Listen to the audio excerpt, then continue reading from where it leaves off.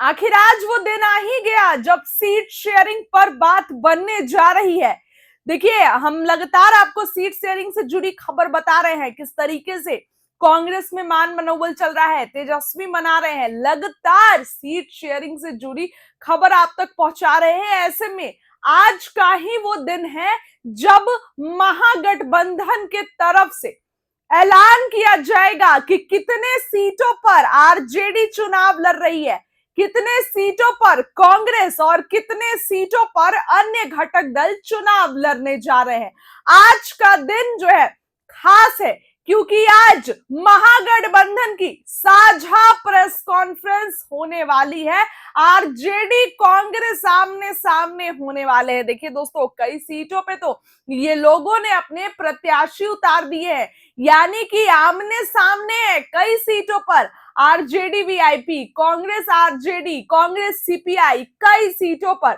ऐसे में आज जो है महागठबंधन की तरफ से प्रेस कॉन्फ्रेंस रखी गई है। आपको बताऊं कि महागठबंधन में खींचतान के बाद आज पटना में संयुक्त प्रेस कॉन्फ्रेंस में सीट शेयरिंग की औपचारिक घोषणा हो सकती है। हालांकि सिंबल बांटने के कारण 243 सीटों पर 254 उम्मीदवार उतर चुके हैं, जिससे कांग्रेस आरजेडी वीआईपी, आरजेडी और कांग्रेस सीपीआई के बीच दर्जन भर सीटों पर फ्रेंडली फाइट से असमंजस की स्थिति बनी हुई है। और ऐसे में आज जो है ये इसका ऐलान होगा।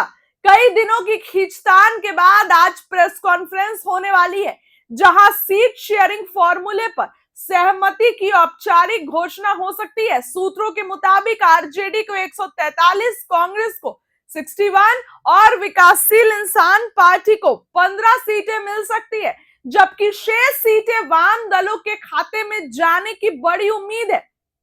इस घोषणा से पहले कांग्रेस के वरिष्ठ नेता और बिहार विधानसभा के लिए वरिष्ठ पर्यवेक्षक अशोक गहलोत बुधवार यानी कि आज पटना पहुंचेंगे। यहां तेजस्वी से उनकी मुलाकात हो सकती है। इसके बाद महागठबंधन की साझा प्रेस कॉन्फ्रेंस होगी, फिर चुनाव प्रचार अभियान को गति दी जाएगी। एक बड़ी खबर आपको बता रही हूं। हालांकि औपचारिक घोषणा से पहले ही घटक दलों द्वारा सिंबल बांटने के कारण महागठबंधन में अंदरूनी खींचतान खुलकर सामने आ गई है।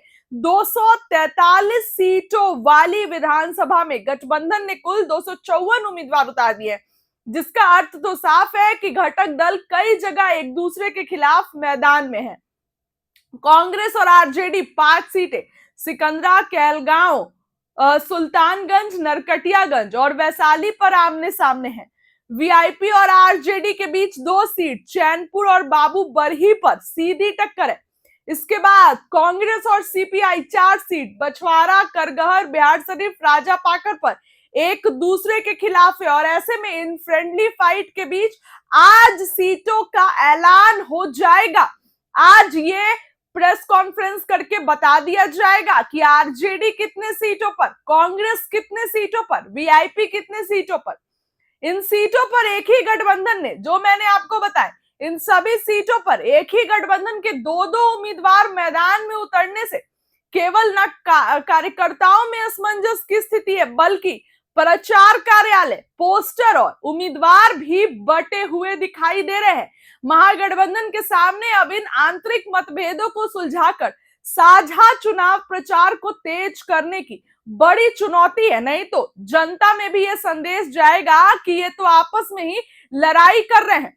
ऐसे में ये जो है ये बड़ी खबर सामने निकल कर आ रही है। फिलहाल क्या कुछ होगा आपको जरूर बताएंगे। प्रेस कॉन्फ्रेंस में सीट को लेकर कितने पर ऐलान करेंगे, खबरें तो है 61 सीट, लेकिन कितने सीटों पर ऐलान होगा वो भी आपको बताऊंगी। इस खबर के लिए इतना ही। बहुत बहुत सभी चीजों को लेकर क्या होगी, स्थिति क्लियर हो जाएगी। ज्वाइंट फिजिकल होगा तो नेता नेतृत्व समझेंगे ना, उनको क्या करना है, क्या नहीं करना है, क्या होगा। हम तो कह रहे हैं कि हमारे नेता हर कुर्बानी को देने को तैयार है, हर तरह के खाद बनने को तैयार है। हम लोग तो चाहते ही हैं बिहार हर परिस्थिति में बिहार बचे, बिहार में इंडिया गवर्नमेंट की सरकार बनी।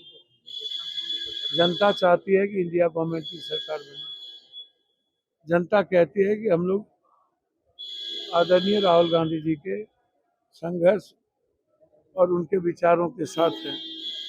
जनता कई कदम आगे है और हमारी पार्टी और राहुल गांधी जी का बिल्कुल क्लियरिटी है, उसमें बिल्कुल क्लियरिटी है।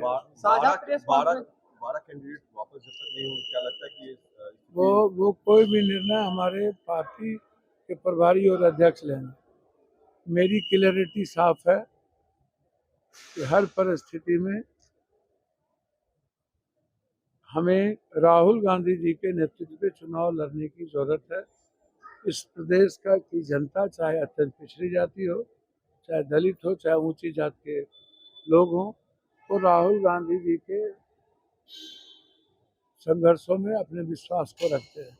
और किसी में मेरी ये लड़ाई, एक तरफ नरेंद्र मोदी का चेहरा है और एक तरफ राहुल गांधी का चेहरा है। नीतीश कुमार जी भी मुख्यमंत्री के चेहरे नहीं है और मेरे ख्याल से हमारे तरफ से भी कोई मुख्यमंत्री का चेहरा नहीं होगा, नहीं रहना चाहिए। क्या आप मानते हैं सर कि 12 कैंडिडेट आपस में जो लड़ रहे हैं वो वापस हो जाने जरूर वापस होना चाहिए, कि हर परिस्थिति में वापस होना चाहिए। साझा प्रेस कॉन्फ्रेंस में देरी के पीछे का वजह किसको मानते हैं, कांग्रेस या राजद? कांग्रेस तो कई कदम आगे है। कांग्रेस तो कई कदम आगे बढ़ के मदद कर रही है, सपोर्ट कर रहा है।